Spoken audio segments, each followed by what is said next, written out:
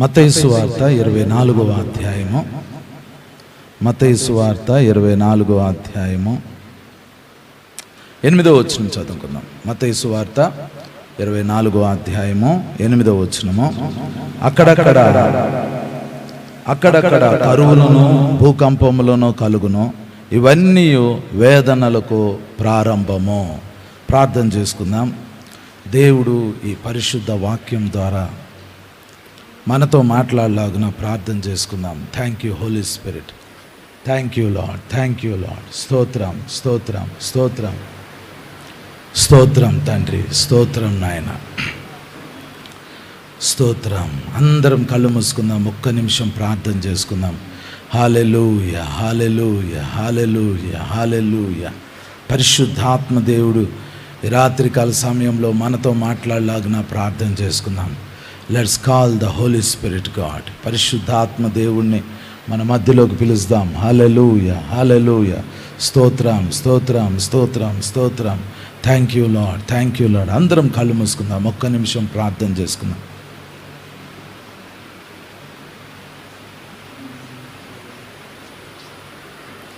స్తోత్రం తండ్రి, thank you lord. అత్యున్నత సింహాసనమందు ఆసీనుడు అయిన పరమ తండ్రి వగు యెహోవా మీకు స్తోత్రాలు నాయన. దేవుని గొర్రెపిల్లవైన యేసు క్రీస్తు ప్రభువా మీకు స్తోత్రాలు. దేవుని ఆత్మ అయిన పరిశుద్ధాత్మదేవ మీకు స్తోత్రాలు తండ్రి. నాయన, ఈ రాత్రికాల సమయంలో మీ పాద సన్నిధిలోకి వస్తున్నాం నాయన. ఈ దినాన మీ సన్నిధిలోకి వస్తున్నాం తండ్రి. అయా, మేము అంత్య దినాల్లో ఉన్నాం తండ్రి. మా జ్ఞానం లేదు నాయన. నాయన, మాకు సరి అయిన నడిపింపు మీ ద్వారా మాకు కావాలి ప్రభా. నాయన, చివరి దినాల్లో ఉన్న మేము నీ చిత్తాన్ని నెరవేర్చే ప్రజలుగా ఉండాలి తండ్రి. సమయాన్ని పోనీయక దాన్ని సద్వినియోగం పరుచుకునే జ్ఞానం మాకు అనుగ్రహించండి అయ్యా. అయ్యా, ఈరోజు నాతో మాతో అందరితో మీ వాక్య ప్రత్యక్షత అనుగ్రహించి మాతో మాట్లాడమని యేసు నామంలో ప్రార్థించి వేడుకొంచున్నాం తండ్రి, ఆమేన్. ఇక్కడ మత్తయి సువార్త 24వ అధ్యాయము 8వ వచనంలో వాక్యం ఏం చెప్తుంది అనంటే, అక్కడక్కడ కరువులను భూకంపములను కలుగును, ఇవన్నీ వేదనలకు ప్రారంభము అని రాయబడింది. బైబిల్లో కరువులు వచ్చినాయి. దేవుడు పిలిచిన భక్తులు వాళ్ళు కరువులు చూశారు. బైబిల్లో మనం ఆదికాండం నుండి ప్రకటన గ్రంథం వరకు చదివితే కరువులు అనేవి సర్వసాధారణంగా బైబిల్లో వచ్చినాయి. సమూయేలు 2వ గ్రంథం 21వ అధ్యాయం ఒకసారి చూడండి. సమూయేలు 2వ గ్రంథం 21వ అధ్యాయంలో దావీదు కాలంలో ఒక కరువు వచ్చింది. సమూయేలు 2వ గ్రంథం 21వ అధ్యాయం 1వ వచనం నుండి చదువుతున్నాను చూడండి. దావీదు కాలమున 3 సంవత్సరములు విడవకుండా కరువు కలగగా దావీదు యెహోవాతో మనవి చేసెను అని రాయబడింది. దావీదు దేవుని చేత అభిషేకింపబడిన రాజు, గొప్ప రాజు. అలాంటి రాజు కాలంలో కరువు వచ్చింది. మొదటి సంవత్సరం కరువు వచ్చింది. దావీదు లైట్ తీసుకున్నాడు. 2వ సంవత్సరం కరువు వచ్చింది. మామూలుగా 3వ సంవత్సరం బాగా పంట పండిద్దాని అనుకున్నాడు. 3వ సంవత్సరం కూడా కరువు వచ్చింది. కంటిన్యూస్గా 3 years కరువు వచ్చింది. అప్పుడు దావీదు ఏం చేశాడు అని అంటే ప్రార్థన చేశాడు, దేవుని చిత్తాన్ని తెలుసుకోవటం కోసం.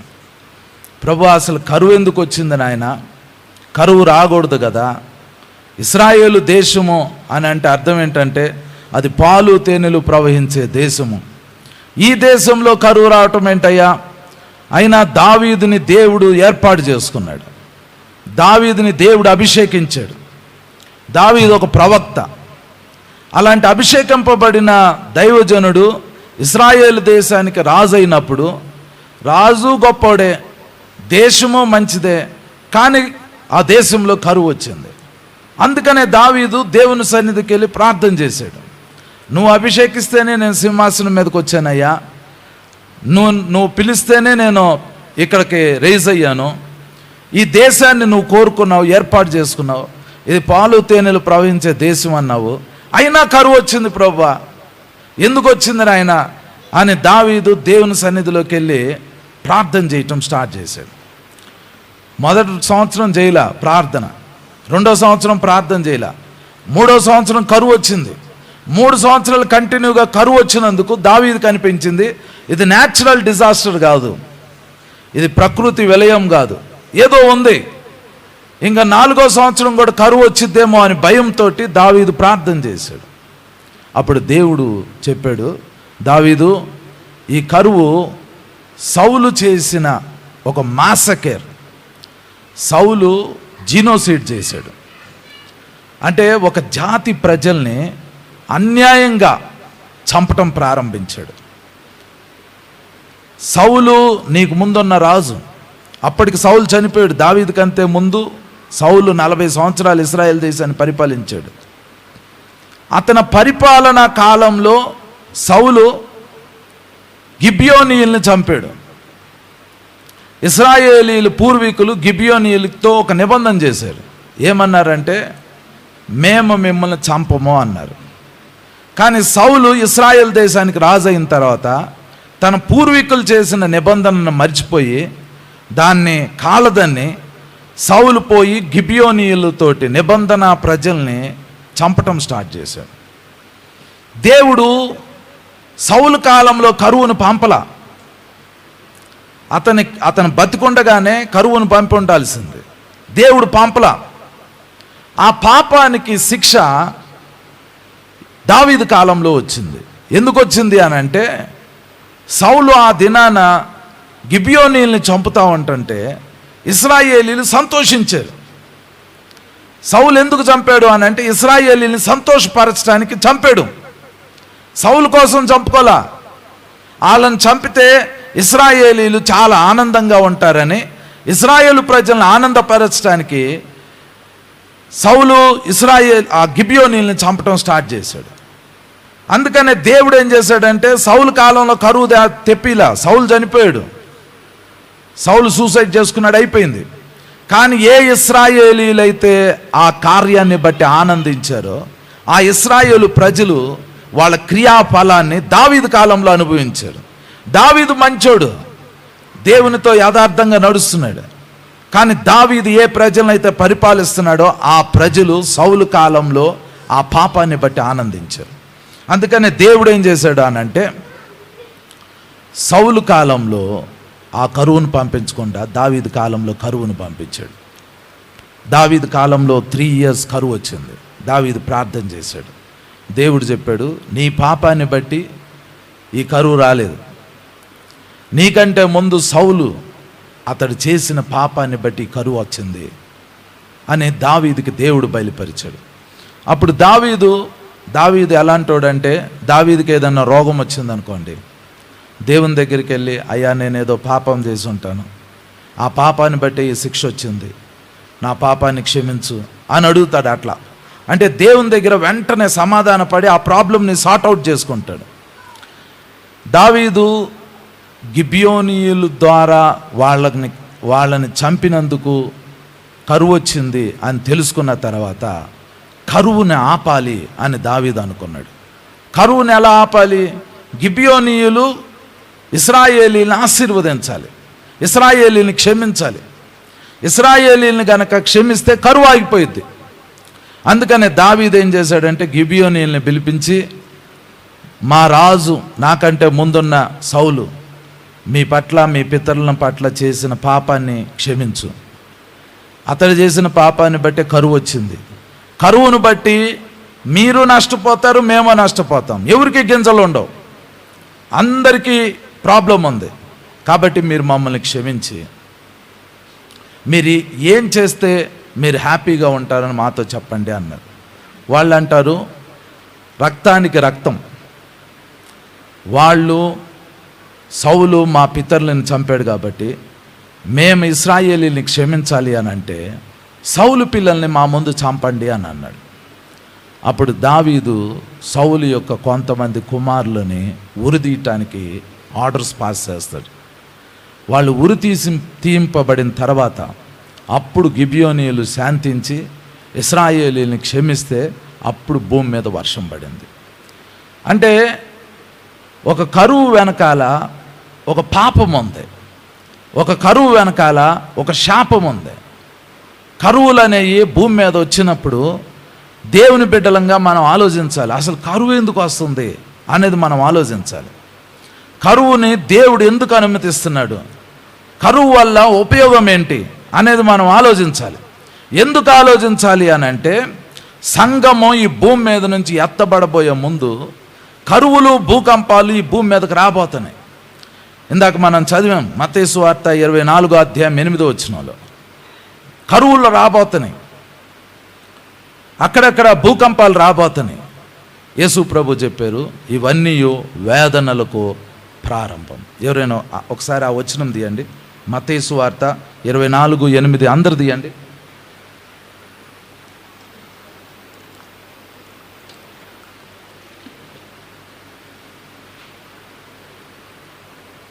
అందరం ఒకసారి కలిసి చదువుదాం. అందరు చదవండి. రెడీ, 1 2 3. అక్కడక్కడ కరువులను భూకంపములను కలుగును, ఇవన్నీ చాలు. ఇప్పుడు మనం ఇంకా వేదనలు చూడలా. సంఘం భూమి మీద ఉన్నప్పుడే, మనం భూమి మీద ఉన్నప్పుడే వేదనలు చూడబోతున్నాం. వేదనలే మనం ఎస్కేప్ అవ్వం. ఈ 7 ఏళ్ల శ్రమల కాలంలో వచ్చే వేదనలు కాదు, 7 ఏళ్ల శ్రమల కాలానికి ముందే అక్కడక్కడ కరువులు రాబోతున్నాయి, భూకంపాలు రాబోతున్నాయి. ఇవన్నీ వేదనలకు ప్రారంభం. మనం చూడబోతున్నాం. ఇవి చూడకుండా మనం పరలోకంలోకి వెళ్ళాం. సో ముఖ్యంగా యేసు ప్రభు చెప్పింది ఏంటంటే, కరువులు రాబోతున్నాయి, ఈ భూమి మీద కరువులు రాబోతున్నాయి. మనం దేవుని బిడ్డలంగా మనము కరువు కాలంలో ఉండినప్పుడు మనం ఆలోచించుకోవాలి, కరువు ఎందుకు వస్తుంది? మన పాపాన్ని బట్టి కరువు వస్తుందా? మన శాపాలను బట్టి కరువు వస్తుందా? లేకపోతే లోకంలో వాళ్ళు చేసిన పాప శాపాలను బట్టి కరువు వస్తుందా? ఒకవేళ కరువులు వస్తే కరువు దినాల్లో మనం ఎలాగా సర్వైవ్ అవ్వాలి? మనకి ప్రభుత్వం వాళ్ళు కరువు భత్యం అని ఏదో ఇస్తూ ఉంటారు, కరువు పనులు కూడా ఇస్తూ ఉంటారు. అంటే మనుషులకి బతకటానికి అవకాశం లేనప్పుడు గవర్నమెంట్ వాళ్ళు ఏదో ఒక పని పెట్టి దానికి పని చేసినందుకు డబ్బులు ఇస్తారు. కానీ నిజమైన కరువు రాబోతుంది, మామూలు కరువు కాదు, భూమి మీద చాలా భయంకరమైన కరువు రాబోతుంది. అబ్రహాంని దేవుడు పిలిచాడు. ఆదికాండం 12వ అధ్యాయం కనుక మీరు చదివితే, అబ్రహాంని దేవుడు పిలిచి, ఈ దేశంలో ఉండు, ఇది పాలు తేనెలు ప్రవహించే దేశము, ఈ దేశాన్ని నీకిస్తాను, నీ తర్వాత నీ సంతానానికి ఇస్తాను అని చెప్తాడు. అబ్రహాము ఆ దేశంలోకి వచ్చాడు, ఆ దేశాన్ని చూస్తాడు. అది చాలా బాగుంది.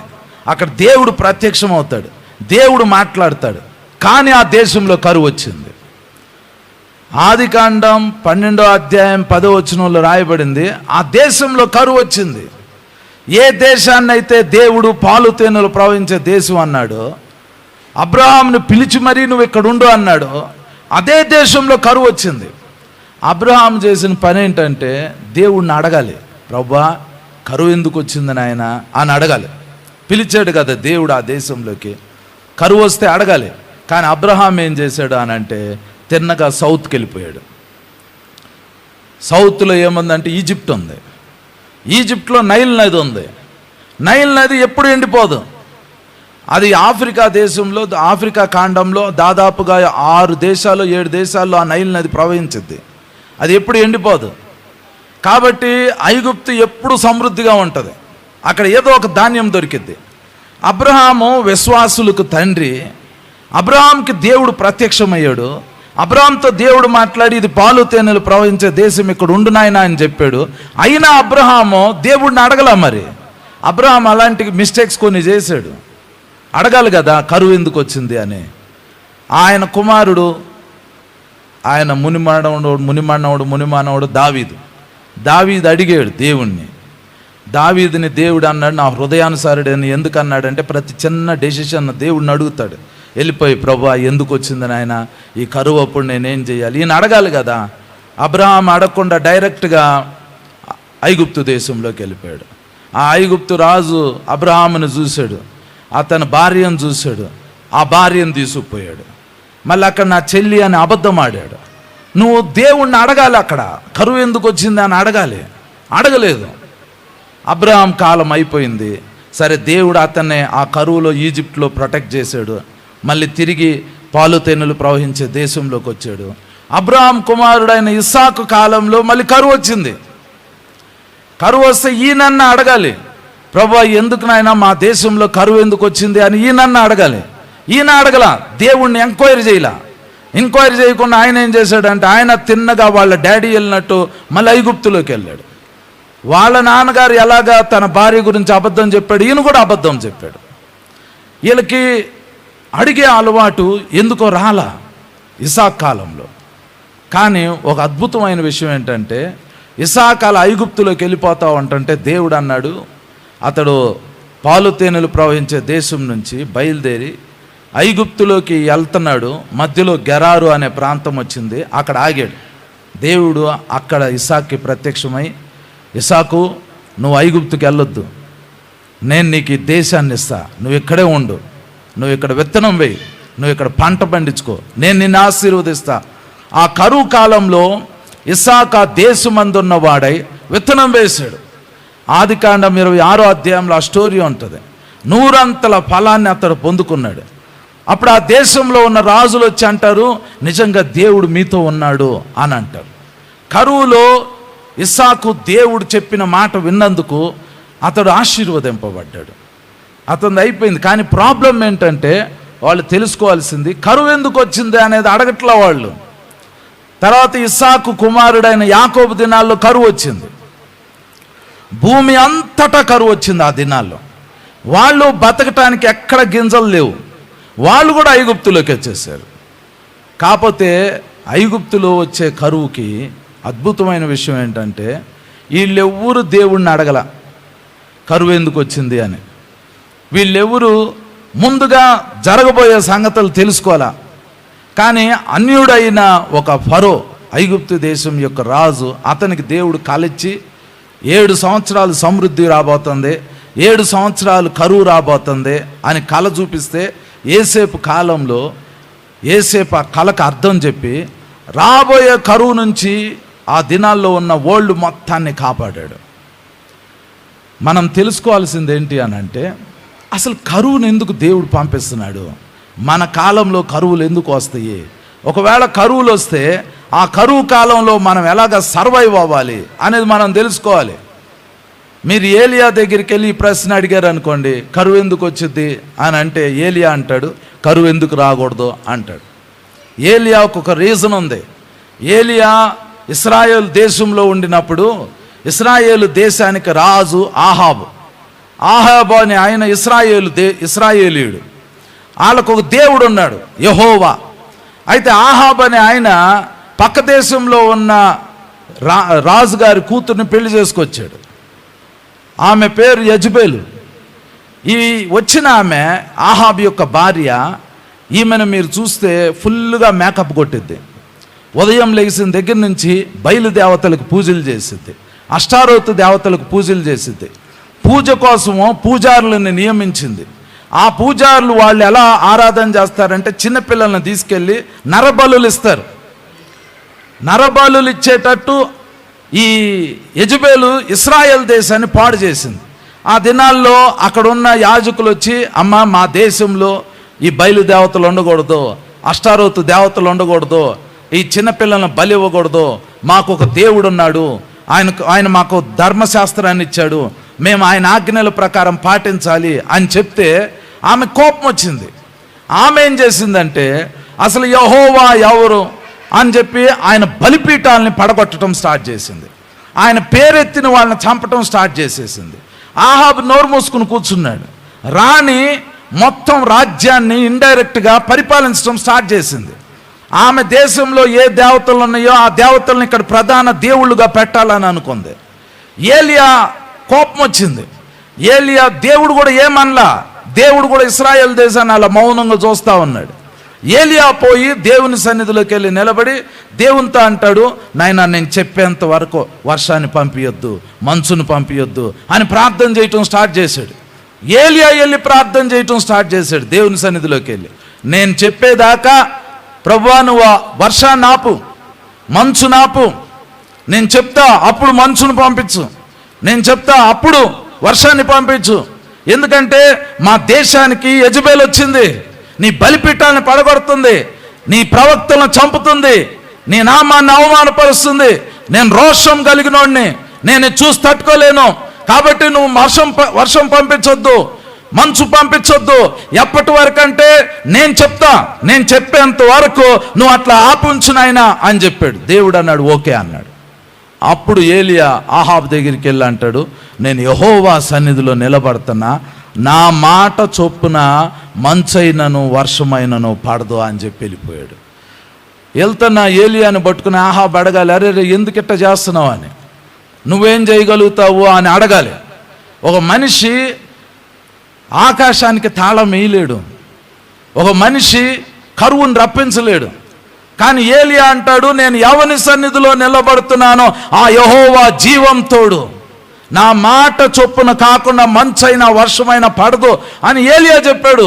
రాజుల మొదటి గ్రంథం 17వ అధ్యాయం 1వ వచనం నుండి ఏలియా చెప్తాడు, నేను చెప్పేదాకా వర్షం పడదు, నేను చెప్పేదాకా మంచు పడదు. ఎన్ని ఇయర్స్ అంటే 3.5 సంవత్సరాలు. మీరు వెళ్ళి అడగండి, ఏలియాని అడగండి, ఏలియా కరువు ఎందుకు వచ్చింది అని అంటే ఏలియా అంటాడు, నేనే తెప్పించాను అంటాడు. దేవుడు కాదు, నేను తెప్పించాను అని అంటాడు. నువ్వెందుకు తెప్పించావు ఏలియా అని అడిగామనుకోండి, నేను రోషం కలిగినోడిని అంటాడు. నీకెక్కడ రోషం వచ్చింది అని ఏలియాని అడిగితే, అరే ఈ దేశం దేవుంది, ఇక్కడ దేవుని నామం ఉండాలి, దేవుని నామం లేకుండా అన్య దేవతలను ఇక్కడికి తీసుకొస్తున్నారు, పండిన పంటను తీసుకెళ్ళి అన్య దేవతలు పండించారు అని అంటున్నారు, పుట్టిన బిడ్డలను తీసుకొచ్చి అన్య దేవతలకు ఆరాధన చేస్తున్నారు, అవి ఇక్కడ ఉండకూడదు. వీళ్ళెళ్ళి 3.5 సంవత్సరాల పాటు అన్య దేవతల దగ్గర బలులు ఇస్తున్నారు, వర్షం పడాలని వేడుకుంటున్నారు, వర్షం పడట్లా. యెహోవాయే నిజమైన దేవుడు అని ఏలియా ఇశ్రాయేలు దేశానికి తెలియజేయాలనుకున్నాడు. అందుకనే కరువును రప్పించాడు. కరువు ఎందుకు వచ్చింది అని అంటే ఏలియా తెప్పించాడు కరువు. దావీదు కాలంలో కరువు ఎందుకు వచ్చింది అని అంటే వాళ్ళు పాపం చేశారు. మరలా దేవుడు అంటాడు, ఏలియా మనుషులు చనిపోతున్నారు, నువ్వు వెళ్ళి ఆహాబుతో మాట్లాడి నేను వర్షం పంపిస్తా అన్నాడు. ఏలియా ప్రార్థన చేసిన తర్వాత కరువు ఆగిపోయింది. ఏలియా ప్రార్థన చేసినప్పుడు కరువు వచ్చింది, ఏలియా ప్రార్థన చేసినప్పుడు కరువు ఆగిపోయింది. ఒక మనిషి చేశాడు. యేసు ప్రభు వచ్చి ఇప్పుడు మనకేమని చెప్తున్నారు అని అంటే, సంఘం ఎత్తబడబోయే ముందు చివరి దినాల్లో ఉన్న మనము కరువులను చూడబోతున్నాం, తెగుళ్ళను చూడబోతున్నాం. కరువులు తెగుళ్ళు వల్ల ఏం జరిగిద్ది అని అంటే మనుషులు చనిపోతారు. కరువు వచ్చినప్పుడు, భూకంపాలు వచ్చినప్పుడు మామూలుగా జరిగే విషయం ఏంటి అని అంటే మనుషులు చనిపోతారు. మన చరిత్ర గనక మనం గమనిస్తే కరువులు చాలా విధాలుగా వచ్చినాయి. కానీ చివరి దినాల్లో వచ్చే కరువులు దేని ద్వారా వస్తాయో తెలుసా అండి? ఒకసారి ప్రకటన గ్రంథం తీయండి. ప్రకటన గ్రంథం 6వ అధ్యాయం నేను చదువుతున్నాను చూడండి. ప్రకటన గ్రంథం 6వ అధ్యాయము 7వ వచనం చదువుతాను చూడండి. ప్రకటన గ్రంథం 6వ అధ్యాయము 7వ వచనం నుండి, ఆయన 4వ ముద్రను విప్పినప్పుడు రమ్ము అని 4వ జీవి చెప్పుట వింటిని. అప్పుడు నేను చూడగా ఇదిగో పాండుర వర్ణము గల ఒక గుర్రము కనబడెను. దాని మీద కూర్చున్న వాని పేరు మృత్యువు. పాతాళ లోకము వానిని వెంబడించెను. ఖడ్గము వలనను, కరువు వలనను, మరణము వలనను, భూమిలో నుండి క్రూర మృగముల వలనను భూనివాసులను చంపుటకు భూమి యొక్క 4వ భాగము పైన అధికారము వానికి ఇయ్యబడెను అని రాయబడింది. ఈ భూమి మీదకి పచ్చని గుర్రం మీద కూర్చున్న ఒక వ్యక్తి రిలీజ్ అవ్వబోతున్నాడు. మన కంటితో వాడిని మనం చూడం. ఓ పచ్చని గుర్రం, దాని మీద ఒకడు కూర్చున్నాడు. వాడు ఈ భూమి మొత్తం తిరగబోతున్నాడు. అదొక స్పిరిట్, అదొక ఆత్మ, అది ఈ భూమి అంతా తిరగబోతుంది. అది తిరుగుతున్నప్పుడు ఏమొచ్చింది అని అంటే ముందు ఖడ్గం వస్తుంది. ఖడ్గం అంటే యుద్ధం. రెండోది కరువు. మూడోది మరణం. మరణం అంటే కింద ఫుట్ నోట్లో తెగులు అని ఉంటుంది. 4వది క్రూర మృగాలు. వీటి వలన భూమి యొక్క 4వ భాగం మనుషులు చనిపోతారంట. అంటే ప్రతి నలుగురిలో ఒకళ్ళు చనిపోతారు ఈ స్పిరిట్ రిలీజ్ అయినప్పుడు. ఇది ఒక ఆత్మ. ఈ ఆత్మ వచ్చినప్పుడు కరువు ఒక భాగంగా రాబోతుంది భూమి మీదకి. ఇది ఎప్పుడు రాబోతుంది అని అంటే సంఘం భూమి మీద ఉన్నప్పుడే, మనం భూమి మీద ఉన్నప్పుడే ఆ పచ్చని గుర్రం రిలీజ్ కాబోతుంది. ఆ దానిని మనము అనుభవించబోతున్నాం. అంటే ఆ కరువు దినాన్ని మనం చూడబోతున్నాం. కరువు కాలంలో ఏం జరగబోతుంది అంటే మనుషులు చనిపోబోతున్నారు. ఇది దేవుడు పంపిస్తుంది కాదు, ఒక స్పిరిట్ రిలీజ్ అవ్వబోతుంది ఈ భూమి మీద. కానీ దేవుడు దాన్ని ముందుగా చూపిస్తున్నాడు. రాబోయే దినాల్లో ఇలా జరగబోతుంది అని దేవుడు చూపిస్తున్నాడు. సంఘం భూమి మీద నుంచి పరలోకానికి వెళ్ళకముందు సంఘం ఉన్న సమయంలో భూమి మీద ఏమేమి జరుగుతాయో అవన్నీ దేవుడు ముందుగా మనకు చూపిస్తున్నాడు. కరువు రాబోతుంది అని. అపోస్తుల కార్యాల గ్రంథం ఒకసారి చూశారనుకోండి. అపోస్తుల కార్యాల గ్రంథం 11వ అధ్యాయం 27వ వచనం ఒకసారి చూడండి, నేను చదువుతాను. అపోస్తుల కార్యాల గ్రంథము 11వ అధ్యాయము 27వ వచనం నుండి నేను చదువుతున్నాను. ఆ దినముల యందు ప్రవక్తలు యెరూషలేములో నుండి అంతియోకయకు వచ్చిరి. వారిలో అగాబు అను ఒకడు నిలువబడి భూలోకమందంతటా గొప్ప కరువు రాబోచున్నదని ఆత్మ ద్వారా సూచించెను. అది క్లౌదియా చక్రవర్తి కాలమందు సంభవించెను. అప్పుడు శిష్యులలో ప్రతి వాడును తన తన శక్తి కొలది యోదయాలో కాపురమున్న సహోదరులకు సహాయము పంపుటకు నిశ్చయించుకొనెను. అలాగున చేసి బర్నబా, సౌలు అనువారు వారి చేత పెద్దల యొద్దకు దానిని పంపిరి అని రాయబడింది. ఫస్ట్ చర్చి స్టార్ట్ అయినప్పుడు సంఘం చాలా పవర్ఫుల్గా ఉండేది, ఇప్పుడున్నట్టు కాదు. ఇప్పుడు చర్చిలో పవర్ లేదు.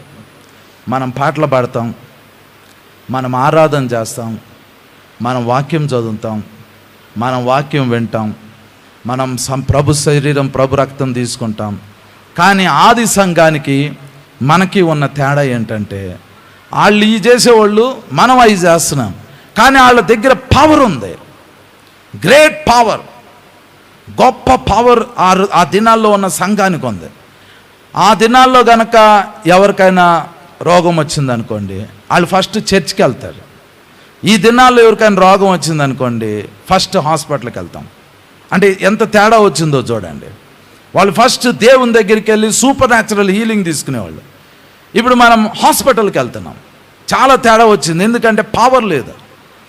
అక్కడ పవర్ ఎందుకు ఉంది అని అంటే ఆ దినాల్లో అపోస్తులు కానీ ప్రవక్తలు కానీ వీళ్ళంతా రెగ్యులర్గా గ్యాదర్ అయ్యి, సంఘంలో గ్యాదర్ అయ్యి ప్రార్థన చేసేవాళ్ళు. వాళ్ళు ప్రార్థన చేసుకుంటుంటే పరిశుద్ధాత్మ దేవుడు వాళ్ళతో మాట్లాడేవాడు. వాళ్ళతో ఎలా మాట్లాడేవాడు? వాళ్ళు కళ్ళు మూసుకొని ప్రేయర్ చేస్తున్నారు అనుకోండి, కళ్ళు మూసుకొని ఉన్నప్పుడు వాళ్ళకి కొన్ని విజన్స్ కనబడాయి, దర్శనాలు కనబడాయి. అంటే కొన్ని వీడియోలు కనపడతామో, కొన్ని పిక్చర్స్ కనపడతామో జరిగేది వాళ్ళు కళ్ళు మూసుకుని ఉన్నప్పుడు. వాళ్ళు కళ్ళు మూసుకుని ప్రేయర్ చేస్తున్నారు అనుకోండి, లేదా మామూలుగా వాళ్ళు నడుస్తున్నారు అనుకోండి, సడన్గా పరిశుద్ధాత్మ దేవుడు వాళ్ళతో మాట్లాడేవాడు. అంటే వాళ్ళు ఆడిబుల్ వాయిస్ వినేవాళ్ళు, వాళ్ళు దేవుని వాయిస్ వినేవాళ్ళు. వాళ్ళు ప్రేయర్ చేసుకుంటుంటే విజన్స్ చూసేవాళ్ళు. విజన్ కాదు, వాయిస్ కాదు, మామూలుగా వాళ్ళు ప్రేయర్ చేసుకుంటా ఉంటుంటే వాళ్ళలో కొంతమంది ప్రవచించేవాళ్ళు. ప్రవచిస్తే ఏం తెలుస్తుంది అని అంటే జరగబోయే సంఘటనలు తెలుస్తాయి. విజన్స్ చూస్తే ఏం తెలుస్తుంది అని అంటే జరగబోయే సంగతులు తెలుస్తాయి. కలలు కంటే ఏమొస్తాయి అని అంటే జరగబోయే సంగతులు తెలుస్తాయి. దేవుడు మాట్లాడితే జరగబోయే సంగతులు తెలుస్తాయి. ఇప్పుడున్న సంఘానికి రేపేం సంభవించుద్దో తెలియనంత హీనమైన స్థితిలోకి వెళ్ళిపోయింది. ఇప్పుడు మన సంఘం ఉందో చూడండి, భూమి మీద ఉన్న సంఘము రేపేమి సంభవించిద్దో తెలియని పరిస్థితిలో ఉంది. ఎందుకు ఆ పరిస్థితికి వెళ్ళిపోయింది అని అంటే సంఘంతో ఆత్మ చెప్పుచున్న మాట సంఘం వింటల, ఆ చెవులు మనకు లేవు. అయితే అంతియోకయలో ఒక చర్చ్ ఉంది. ఆ చర్చ్లో రెగ్యులర్గా ప్రేయర్స్ జరుగుతూ ఉన్నాయి. యెరూషలేము చర్చ్ నుండి అంతియోకయ చర్చ్కి కొంతమంది వెళ్ళి ప్రేయర్ చేసుకుంటున్నారు. సడన్గా పరిశుద్ధాత్మ దేవుడు వాళ్ళతో మాట్లాడాడు. ఏమని చెప్పాడంటే భూమి అందంతటా కరువు రాబోతుంది. అది ప్రవచించిన వ్యక్తి అగబు. భూమి అందంతటా కరువు రాబోతుంది అని చెప్పిన తర్వాత క్లౌదియా అనే చక్రవర్తి కాలంలో, అంటే ఇమ్మీడియట్గా ఆ నెక్స్ట్ వచ్చిన రూలర్ కాలంలో కరువు వచ్చేసేసింది. కరువు నాళ్ళు చూసేరు. కాకపోతే ముందుగా వీళ్ళకి తెలుపబడింది కాబట్టి వీళ్ళు సిద్ధపడ్డారు. ఓకే, కరువు కాలంలో మనం యూదయ సంఘానికి హెల్ప్ చేయాలి, ఇప్పుడు మనకు సమృద్ధి ఉంది కాబట్టి ఇప్పుడు మనము గ్యాదర్ చేద్దాం. కరువు వచ్చినప్పుడు ఇది తీసుకెళ్ళి లేని చోట హెల్ప్ చేద్దాం. చర్చెస్ హెల్ప్ చేసుకున్నాయి. అంతియోకయ సంఘము రిచ్ సంఘం, యెరూషలేంలో ఉన్న సంఘము పేద సంఘం. ధనవంతమైన ఆ సంఘము జరగబోయేదాన్ని ముందుగా తెలుసుకుని వాళ్ళకి కావలసిన నీడ్స్ అన్నిటిని ముందుగా కలెక్ట్ చేసి అవసరతలు వాళ్ళకి తీసుకెళ్ళి ఇచ్చారు. వాళ్ళు బతికారు, వీళ్ళు బతికారు, సర్వైవ్ అయ్యారు కరువు కాలంలో. కానీ సంఘం ఎత్తబడబోయే ముందు ఒక భయంకరమైన కరువు రాబోతుందండి. ఆ కరువు మనము ప్రకటన గ్రంథం కనుక ధ్యానం చేస్తే, ప్రకటన గ్రంథం 6వ అధ్యాయంలో 7 ముద్రలు ఉంటాయి. 6వ అధ్యాయంలో 6 ముద్రల గురించి రాయబడి ఉంది. 7వ ముద్ర తర్వాత ఉంటుంది. మొదటి ముద్ర విప్పబడినప్పుడు ఈ భూమి మీద ఎక్కడో క్రీస్తు విరోధి అనేవాడు పుడతాడు. 2వ ముద్ర విప్పబడినప్పుడు కరువు వచ్చింది. 2వ ముద్ర విప్పబడినప్పుడు యుద్ధం వచ్చింది. 3వ ముద్ర విప్పబడినప్పుడు కరువు వచ్చింది. 4వ ముద్ర విప్పబడినప్పుడు యుద్ధము, కరువు, తెగుళ్ళు, మరణాలు అన్నీ కలిపి 4వ ముద్రలో ఉంటే అక్కడ 210 కోట్ల మంది, అంటే ప్రపంచ జనాభాలో 4% మంది, 4వ వంతు చనిపోబోతున్నారు. నేను ఇదివరకు చెప్పాను, 2వ ముద్ర విప్పబడింది, ఎర్రని గుర్రం రిలీజ్ అయింది, యుద్ధాలు ప్రారంభమైనవి. 3వ ముద్ర విప్పబడబోతుంది, కరువు రాబోతుంది. యేసు ప్రభు చెప్పారు, కరువులు, భూకంపాలు రాబోతున్నాయి, ఇవన్నీ వేదనలకు ప్రారంభం. మన మంచి దినాలు ఇక చూడం, మనము మంచి దినాలు ఇక చూడట్లేదు. కరువులు, భూకంపాలతో భయంకరమైన వేదనలో ప్రపంచం చూడబోతుంది. మరి మనకు ముందుగా దేవుడు తెలియజేస్తున్నాడు కరువులు రాబోతున్నాయి అని. ఆశ్చర్యమైన విషయం ఏంటంటే, నేను ఎప్పుడు చెప్తా ఉంటా, ఇప్పుడు మనం ప్రకటన గ్రంథం కానీ బైబిల్లో ఉన్న ప్రవచనాలను కానీ మనం ధ్యానం చేస్తున్నప్పుడు మనం ఎంత ధన్యులమే అనంటే, అవి ఎప్పుడో 2000 సంవత్సరాల క్రితం రాయబడిన ప్రవచనాలు, కానీ మన కాలంలో అవి నెరవేరుతున్నాయి. కరువు రాబోతుంది. మీరు న్యూస్ గమనిస్తే ఒక పేరు మనకు వినబడుతుంది, El Nino, super El Nino. 1876వ సంవత్సరం, 1877వ సంవత్సరం, ఆ 2 సంవత్సరాల్లో సూపర్ ఎల్ నీనో వచ్చిందంట ఈ భూమి మీద. సూపర్ ఎల్ నీనో అని అంటే ఆకాశంలో ఉన్న గాలి వేడెక్కబోతుంది, భూమి వేడెక్కబోతుంది, సముద్రం కూడా వేడెక్కబోతుంది. యాక్చువల్గా ప్రొసీజర్ ఏంటి అని అంటే, ఒకవైపు వేడెక్కితే ఇంకోవైపు చల్లబడాలి, అప్పుడు సైకిల్ తిరిగిద్ది. ఈ నీరు ఆవిరైపోయి ఆకాశంలోకి వెళ్ళిద్ది, ఆకాశంలో ఉన్న చల్లబడి వర్షం పడిద్ది, ఇది సైకిల్ అవుతూ ఉంటుంది. కానీ ఇప్పుడు సైకిల్ ఆగిపోతుంది, కొంచెంసేపు అట్లా ఆగిపోతుంది, వర్షం ఉండదు, సైకిల్ ఏమవుతుంది, క్లైమేట్ చేంజ్ రాబోతుంది, చాలా షిఫ్టింగ్స్ జరగబోతున్నాయి. ఎల్ నీనో అనేది ఏంటంటే, సముద్రంలో ఉన్న వాతావరణము వేడెక్కిద్ది, గాలి వేడెక్కిద్ది, సముద్రము వేడెక్కిద్ది, మొత్తం టోటల్గా అంతా వేడెక్కిద్ది. ఆ వేడిని బట్టి భూమి వాతావరణ మార్పు జరిగి ఎక్కడైతే వర్షం ఇప్పుడు వరకు పడతా ఉందో అక్కడ వర్షం పడదంట, ఎక్కడైతే వర్షం ఇప్పుడు వరకు పడలేదో అక్కడ వర్షం పడిద్ది. అంటే సహారా ఎడారి, రాజస్థాను అలాంటి స్థలాల్లో వర్షం పడిద్ది. ఎక్కడ మంచు పడదో అక్కడ మంచు పడిద్ది. ఎక్కడ పంటలు పండాలో అక్కడ పంటలకి నీరు లేకుండా అయిపోతుంది. న్యూస్లో చెబుతున్నారు 2026 అంటే ఈ సంవత్సరం మే, జూన్, జూలై నుంచి స్టార్ట్ అయిద్ది అంటున్నారు సూపర్ ఎల్ నీనో. అది వచ్చే సంవత్సరం వరకు కంటిన్యూ అయిద్ది అని అంటున్నారు. ఈ ఒక్క సంవత్సరం సర్వైవ్ అవటానికి కష్టపడాలి అంటున్నారు. ఎందుకనంటే నీళ్ళు ఉండవు. మనం ఏమనుకుంటామంటే, మా ఇంటి కింద బోర్ వేస్తే వాటర్ వస్తుందండి అని అనుకుంటారు. కానీ ఈ సూపర్ ఎల్ నీనో వచ్చినప్పుడు భూమి కింద ఉన్న నీళ్లు అడుగంటిపోతాయి అంట. అంటే అవి ఏమవుతాయో తెలియదు. అసలు మనకు అందవు, బోర్కి అందవు వాటర్, ఇక వర్షం పడదు, తాగటానికి నీళ్ళు ఉండవు. ఇది నేను చెబుతుంది కదా, వాళ్ళు అంటున్నారు. మీరు ఇంటికి వెళ్ళి చూడండి, సూపర్ ఎల్ నీనో గురించి చెబుతున్నారు. వాళ్ళు ఏం చెబుతున్నారు అని అంటే 35 కోట్ల మంది జనాభా ఈ సంవత్సరం చనిపోబోతున్నారు ఈ సూపర్ ఎల్ నీనో ద్వారా అంటున్నారు. 1876 1877 సంవత్సరంలో సూపర్ ఎల్ నీనో వస్తే అప్పుడు 3 కోట్ల మంది చనిపోయారంట. అప్పుడున్న జనాభాకి ఆ రేషియోకి అది చాలా ఎక్కువ మంది చనిపోయారని. ఇప్పుడున్న జనాభాకి 35 కోట్ల మంది చనిపోబోతున్నారు, ఈ కరువు ఆగదు అని అంటున్నారు. దీన్ని ఎవరు ఆపలేరు అని అంటున్నారు. వాతావరణం మార్పు చెందబోతుంది అంటున్నారు. నిజంగానే వాతావరణం మారిపోయింది. అది నిజమో కాదో, మొన్న రింగ్ రోడ్డు మీద మంచు పడినట్టుగా అంత ఐస్ పడిందంట. చూసారా మీరు? మన హైదరాబాద్ రింగ్ రోడ్డు మీద వాళ్ళు ఎవరో వీడియో తీసి పెట్టారు. అసలు ఇప్పటి వరకు చరిత్రలో ఇలా జరగలేదు అంటున్నారు. ఏ ప్లేస్లో ఏది జరగదో ఆ ప్లేస్లో అది జరుగుతుంది. ఇప్పుడు మెయిన్గా ఈ సూపర్ ఎల్ నీనోని బట్టి ఇదేదో ఒక దేశంలో వచ్చిందనుకోండి కరువు, ప్రాబ్లం ఉండదు. ఎందుకంటే పక్క దేశం నుంచి తిండి గింజలు కానీ వాటర్ కానీ అన్నీ మనము పక్క దేశం నుంచి ఇంపోర్ట్ చేసుకోవచ్చు.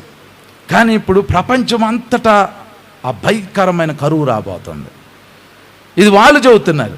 కానీ బైబిల్ ఏం చెబుతుంది అని అంటే 3వ ముద్ర విప్పబడినప్పుడు నల్లని గుర్రము భూమి మీదకి రిలీజ్ అయ్యిద్దంట. రిలీజ్ అయినప్పుడు దేనారమునకు 1 సేరు గోధుమలు, దేనారమునకు 3 సేర్ల యవ్వలు అని ప్రకటన గ్రంథం 6వ అధ్యాయం రాయబడింది. మొదటి ముద్ర అప్పుడు క్రీస్తు విరోధి పుడతాడు, ఆడు ఎక్కడ పుట్టాడో తెలియదు, పుట్టుంటాడు. 2వ ముద్ర ఎర్రని గుర్రం రిలీజ్ అయినప్పుడు అప్పుడు యుద్ధాలు ప్రారంభమవుతాయి. 3వ ముద్ర వచ్చినప్పుడు ఆ నల్లని గుర్రం రిలీజ్ అయితే కరువు ప్రారంభమైంది, యుద్ధాలు ప్రారంభమైనాయి. 2వ ముద్ర విప్పబడింది, యుద్ధాలు జరుగుతున్నాయి. కానీ ఇప్పుడు కరువు తోడవబోతుంది, దానికి సూపర్ ఎల్ నీనో రాబోతుంది అని అంటున్నారు. యేసు ప్రభు చెప్పిన మాటలు ఏవైతే ఉన్నాయో ఆయన ఒక ఆర్డర్లో చెప్పారు. ఆయన ఏ ఆర్డర్లో అయితే చెప్పారో ఇప్పుడు ఎండ్ టైమ్స్లో చివరి దినాల్లో ఉన్న సంఘము అదే ఆర్డర్ని, అదే ప్యాటర్న్ని చూస్తుంది. ఇప్పుడు మనం తెలుసుకోవాల్సింది ఏంటో తెలుసా? సూపర్ ఎల్ నీనో వస్తుంది, మనుషులకు నీళ్లు దొరకవు, తినటానికి ఆహారం దొరకదు, 35 కోట్ల మంది చనిపోతారని టీవీలో చెబుతున్నారు. ఆ 35 కోట్లలో మనం ఉండకూడదు. మరి అందరికీ దొరకని నీళ్లు మనకెట్లా దొరుకుతాయి? అందరికీ దొరకని ఆహారం మనకెట్లా దొరికిద్ది? అందుకనే బైబిల్లో దేవుడు కరువులు వచ్చినప్పుడు ఆ దినాల్లో ఉన్న మనుషులు ఎలా సర్వైవ్ అయ్యారో మనం తెలుసుకోవాలి. ఏలియా కరువును తెప్పించాడు, కానీ దేవుడు అన్నాడు, సరే నువ్వు తాగటానికి నీళ్ళని నేను ఇస్తాను. రాజుల మొదటి గ్రంథం 17వ అధ్యాయంలో దేవుడు ఏలియాతో మాట్లాడి, నువ్వు యొర్దాను నదికి ఎదురుగా ఉన్న కెరీతు వాగు దగ్గరికి వెళ్ళి అక్కడ వాటర్ ఉంటే తాగు, నువ్వు అక్కడ ఉండు. నువ్వు ఉదయం తినటానికి నీ దగ్గరకు ఒక కాకి వచ్చిద్ది, ఆ కాకి రొట్టెని తీసుకొచ్చిద్ది, అదే కాకి మాంసం తీసుకొచ్చిద్ది. ఉదయం ఆ రొట్టె ఆ మాంసం తిను, మళ్ళీ సాయంత్రం మళ్ళీ కాకి నీకు రొట్టెని తీసుకొచ్చిద్ది, నీకు మాంసం తీసుకొచ్చిద్ది. ఉదయం సాయంత్రం అవి నిన్ను ఫీడ్ చేస్తాయి. ఆ కెరీతు వాగులో ఉన్న వాటర్ని నువ్వు తాగు. ప్రపంచం ఎవరికి నీళ్లు దొరకట్లా, కానీ దేవుడు ఏలియాని పోషించాడు. అద్భుతమైన విషయం ఏంటి అని అంటే, ఈడు మారు మనసు పొందడు అన్నవాడు మారు మనసు పొందుతాడు. నోవాహు దినాల్లో కాకిని బయటికి పంపిస్తే అది పోయింది, తిరిగి రాల. కానీ ఏలియా దినాల్లో అది మారు మనసు పొందింది. పొంది ఏం చేసింది? దేవుని పని చేసింది. దేవుడు చెప్పిన పని. రొట్టెని తీసుకొచ్చింది, మాంసాన్ని తీసుకొచ్చింది, రొట్టెని తీసుకొస్తుంది, మాంసాన్ని తీసుకొస్తుంది. అద్భుతం కదా. ఏలియాని దేవుడు పోషించాడు. అక్కడ నీళ్ళు అయిపోయిన తర్వాత మళ్ళీ దేవుడు మాట్లాడి అంటాడు, నువ్వు ఇక్కడ నుంచి పోయి సారేపతు పట్టణం దగ్గరికి వెళ్ళి అక్కడ ఒక ఆమెకి నేను ఆజ్ఞాపించా, విధవరాలకి, ఆమె నిన్ను పోషించిద్ది. బుడ్డిలో నూనె అయిపోలా, తొట్టిలో పిండి అయిపోలా. వాళ్ళు పిండి తీస్తానే ఉన్నారు, పిండి వస్తుంది, నూనె తీస్తున్నారు, నూనె వస్తుంది. వాళ్ళని సూపర్ న్యాచురల్గా ప్రొవైడ్ చేయటం స్టార్ట్ చేశాడు. ఇస్సాకు కరువు కాలంలో, మంచు లేని కాలంలో, వర్షం పడని కాలంలో పొలంని లీజుకి తీసుకుని, అందరు పొలాలు విడిచిపెట్టేస్తే పొలంని లీజుకి తీసుకుని ఇస్సాకు ఆ దేశంలోకి వెళ్ళి విత్తనాలు వేసాడు. ప్రపంచంలో ఎక్కడెక్కడున్న మంచంతా ఇసాకు వేసిన విత్తనం దగ్గరికి వస్తాం స్టార్ట్ అయింది. ఆ విత్తనాలు ఫలించినాయి. ఆ విత్తనాలు 100 ఫలాన్ని ఫలించినాయి. ఆ దేశంలో చాలామంది ఉన్నారు, వాళ్ళు ఇసాకును చూశారు. మా పొలాల్లో విత్తనాలు వేసినా కూడా మొలకలు రావట్లేదు, నీళ్లు లేవు, మంచు లేదు, వర్షం లేదు, నీకెట్లా వస్తుంది అని చెప్పి వాళ్ళే ఏమంటారంటే, నిశ్చయంగా యెహోవా నీకు తోడుగా ఉన్నాడు, దేవుడు నీకు తోడుగా ఉన్నాడు, మేము చూసాము అని అంటున్నారు. కరువులు వచ్చినప్పుడు దేవుని బిడ్డలో సూపర్ న్యాచురల్గా పోషింపబడాలి. దాన్ని ఏమంటారంటే లివింగ్ బై ఫెయిత్, విశ్వాసం ద్వారా జీవించటం. అది దేవుని బిడ్డలు నేర్చుకోవాలి. కరువులో ఏం తెలిసిద్ది అని అంటే, ఎవడు దేవుని మీద ఆధారపడతాడో, ఎవరు దేవుని మీద ఆధారపడరో దేవుడు చూస్తాడు. అది శోధన కాలం. శోధన సహించువాడు ధన్యుడు, వాడికి దేవుడు జీవ కిరీటం ఇస్తాడు. సాతాను ఏబుని గురించి దేవుని దగ్గరికి వెళ్ళి అంటాడు, నువ్వు అన్నీ ఇచ్చావు కాబట్టి ఏబు యథార్థంగా ఉన్నాడు, నువ్వు ఏమి ఇవ్వద్దు, ఏబు యథార్థతను విడిచిపెడతాడు అని అంటాడు. దేవుడు దానికి అంగీకరించాడు.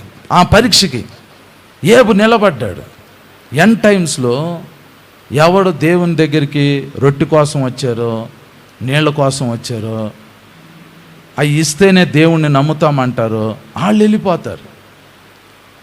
కానీ కొంతమంది ఉంటారు, మా దేవుడు మమ్మల్ని రక్షించడానికి సమర్థుడు అంటారు.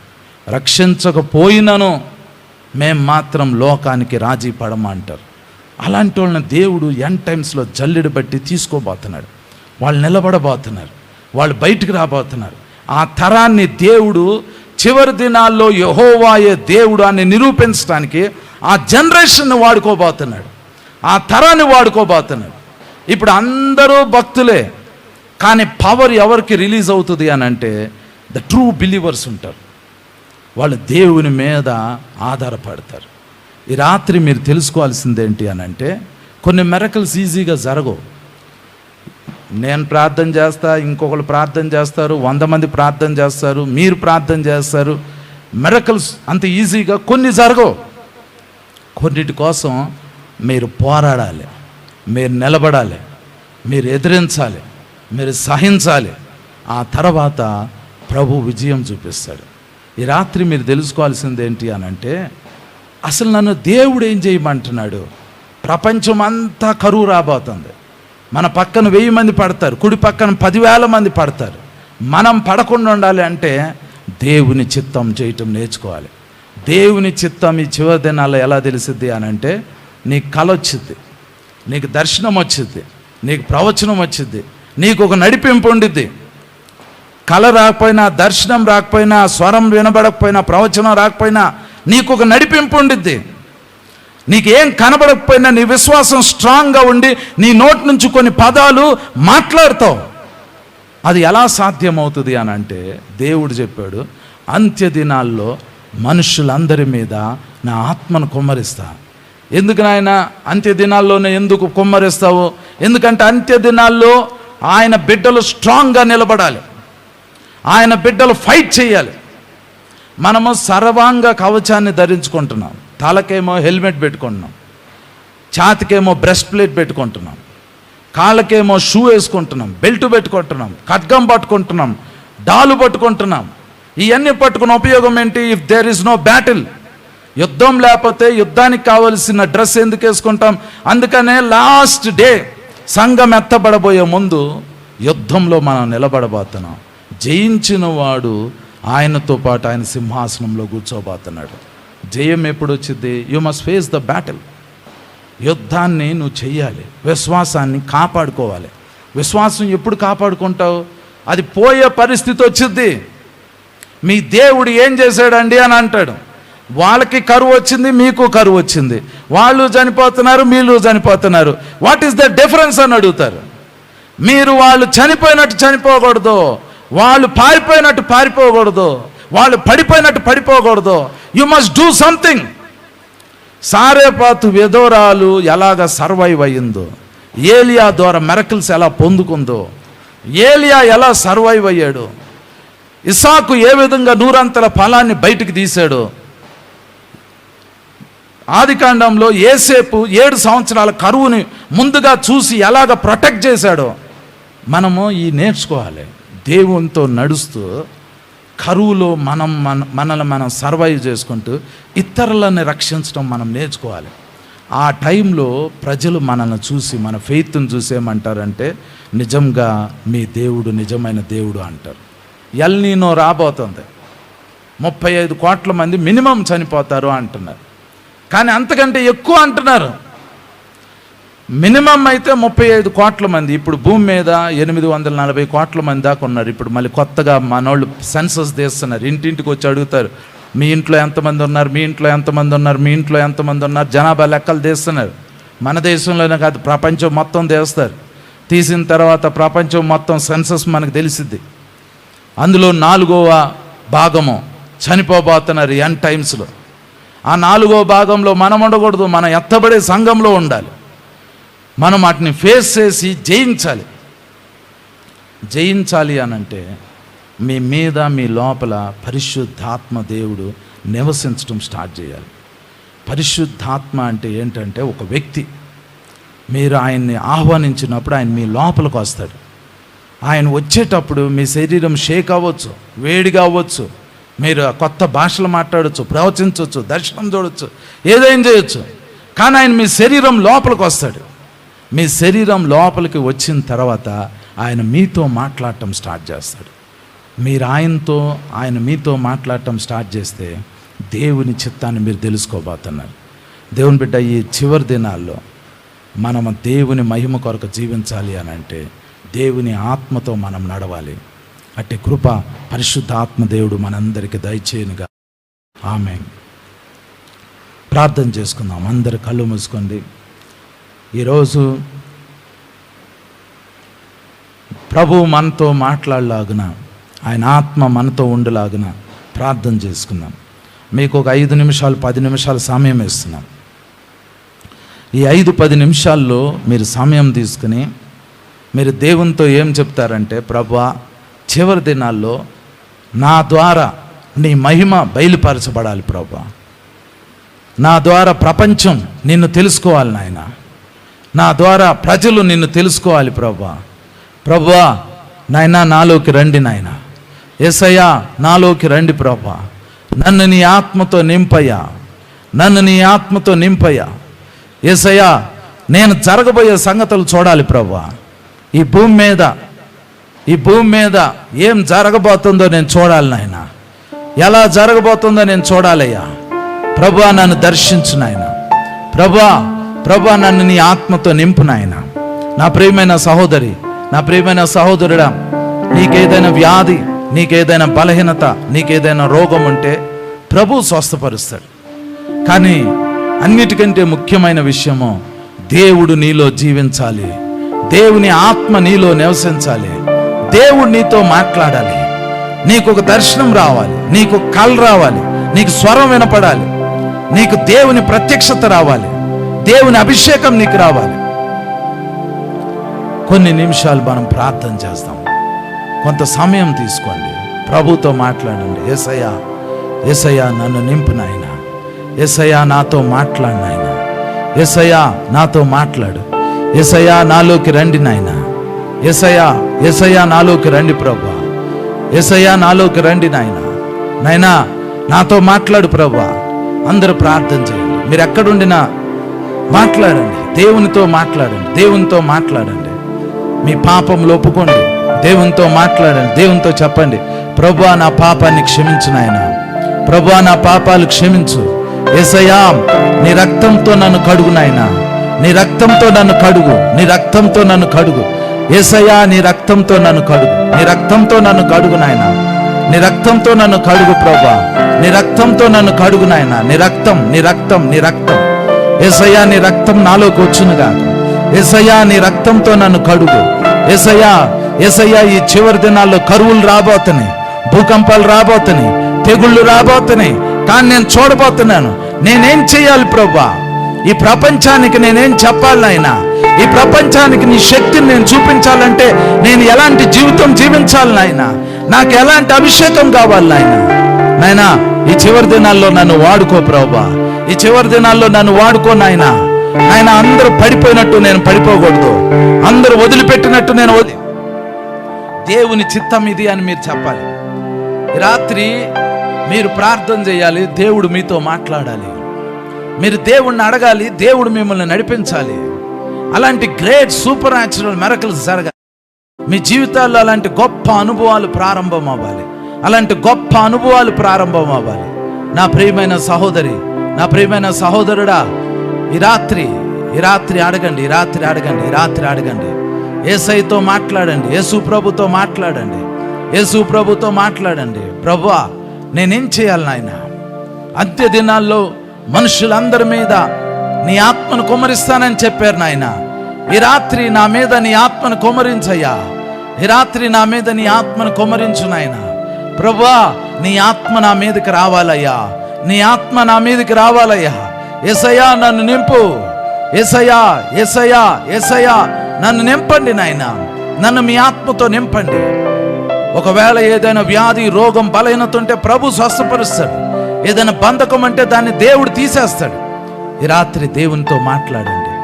షామా రీకి మాదరోషి రేఖౌ దరో షాబా రాకా బోలో దరోసి లాఖౌ తరోసి పరా తరోషియా రేఖా మాదరోషి దౌరో సొరో తరోషియా. యెహోవా జీవము తోడు అని ఏలియా మాట్లాడటం స్టార్ట్ చేశాడు. నేను ఎవని సన్నిధిలో నిలబడుచున్నానో ఆ యెహోవా జీవం తోడు అనే పదం వాడాడు. మీరు ఎవరి సన్నిధిలో నిలబడుతున్నారు? మీరు ఎవరి సన్నిధిలో నిలబడుతున్నారు? ఎవరి పక్షాన నిలబడుతున్నారు? ఎవరి ముఖం ఎదుట నిలబడుతున్నారు?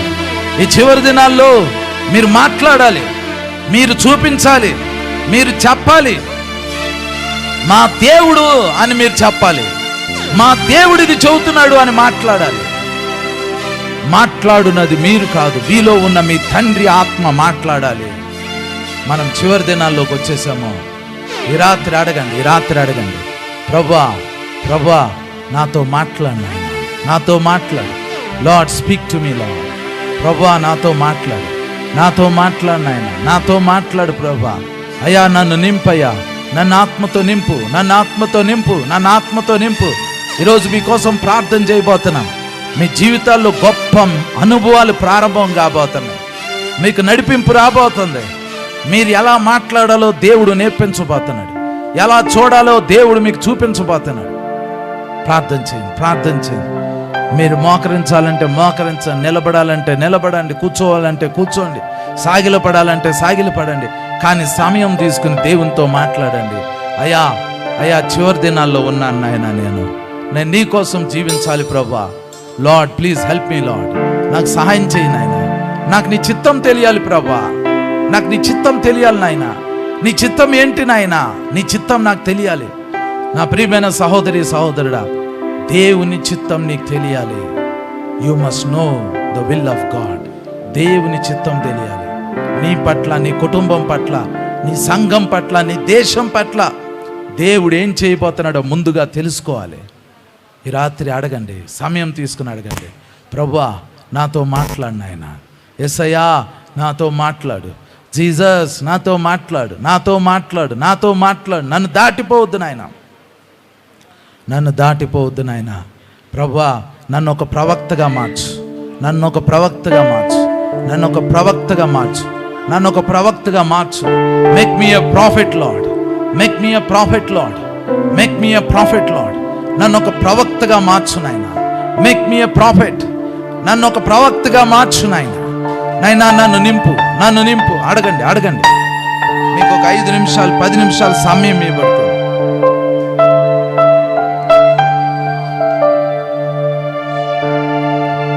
సమయం తీసుకుని దేవునితో మాట్లాడండి.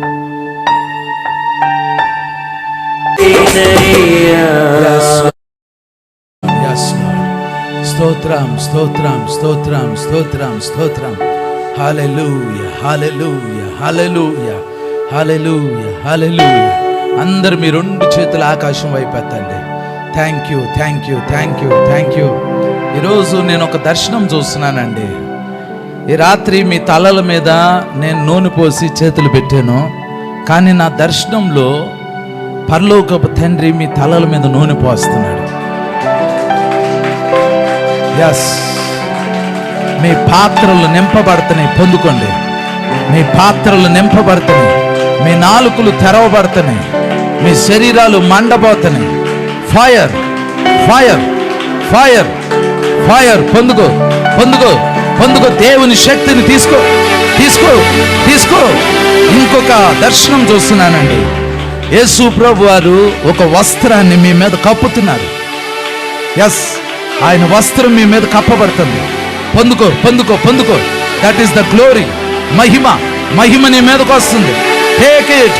Fire, more fire, more fire, more fire, more fire. Yes yes yes. Sicknesses, వ్యాధులు, రోగాలు, బలహీనతలు, చీకటి శక్తులు, అపవాది క్రియలు యేసు నామములో లయపరచబడుతున్నాయి. లయపరచబడుతున్నాయి. గడ్డలు కరిగిపోతున్నాయి. కణితులు కరిగిపోతున్నాయి. ట్యూమర్స్ డిసపియర్ అవుతున్నాయి. ప్రభు మిమ్మల్ని తాకుతున్నారు. మీ కళ్ళల్లో నుంచి పొరలు రాలిపోతున్నాయి. మీ కళ్ళల్లో నుండి పొరలు రాలిపోతున్నాయి. ప్రభు స్వస్థపరిచానని చెబుతున్నాడు. ప్రభు స్వస్థపరిచానని చెబుతున్నాడు. ప్రభు స్వస్థపరిచారు. The Lord healed you. ప్రభు మిమ్మల్ని స్వస్థపరిచారు. You are healed. మీరు స్వస్థత పొందారు. మీరు స్వస్థత పొందారు. Thank you thank you thank you thank you thank you thank you thank you thank you thank you Lord. Thank you Lord. స్తోత్రం స్తోత్రం స్తోత్రం. హల్లెలూయా. Thank you Lord. స్తోత్రం. హల్లెలూయా హల్లెలూయా హల్లెలూయా. అందరు మీ రెండు చేతులు ఆకాశం వైపు ఎత్తండి. Thank you thank you thank you thank you. ఈరోజు నేను ఒక దర్శనం చూస్తున్నానండి. ఈ రాత్రి మీ తలల మీద నేను నూనె పోసి చేతులు పెట్టాను. కానీ నా దర్శనంలో పరలోకపు తండ్రి మీ తలల మీద నూనె పోస్తున్నాడు. ఎస్, మీ పాత్రలు నింపబడుతున్నాయి. పొందుకోండి. మీ పాత్రలు నింపబడుతున్నాయి. మీ నాలుకలు తెరవబడుతున్నాయి. మీ శరీరాలు మండబోతున్నాయి. Fire fire fire fire. పొందుకో పొందుకో పొందుకో. దేవుని శక్తిని తీసుకో తీసుకో తీసుకో. ఇంకొక దర్శనం చూస్తున్నానండి. యేసు ప్రభు వారు ఒక వస్త్రాన్ని మీ మీద కప్పుతున్నారు. ఎస్, ఆయన వస్త్రం మీ మీద కప్పబడుతుంది. పొందుకో పొందుకో పొందుకో. That is the glory. మహిమ మహిమ నీ మీదకు వస్తుంది. Take it. Fire, more fire, more fire, more fire, more fire. Yes yes yes. Sicknesses, వ్యాధులు, రోగాలు, బలహీనతలు, చీకటి శక్తులు, అపవాది క్రియలు యేసు నామములో లయపరచబడుతున్నాయి. లయపరచబడుతున్నాయి. గడ్డలు కరిగిపోతున్నాయి. కణితులు కరిగిపోతున్నాయి. ట్యూమర్స్ డిసపియర్ అవుతున్నాయి. ప్రభు మిమ్మల్ని తాకుతున్నారు. మీ కళ్ళల్లో నుంచి పొరలు రాలిపోతున్నాయి. మీ కళ్ళల్లో నుండి పొరలు రాలిపోతున్నాయి. ప్రభు స్వస్థపరిచానని చెబుతున్నాడు. ప్రభు స్వస్థపరిచానని చెబుతున్నాడు. ప్రభు స్వస్థపరిచారు. The Lord healed you. ప్రభు మిమ్మల్ని స్వస్థపరిచారు. You are healed. మీరు స్వస్థత పొందారు. మీరు స్వస్థత పొందారు. Thank you thank you thank you thank you thank you thank you. స్తోత్రం. వారిని గొప్ప శక్తితో నింపి వర్ధిల్ల చేయమని యేసు నామములో ప్రార్థించి వేడుకొంచున్నాము తండ్రి. ఆమేన్.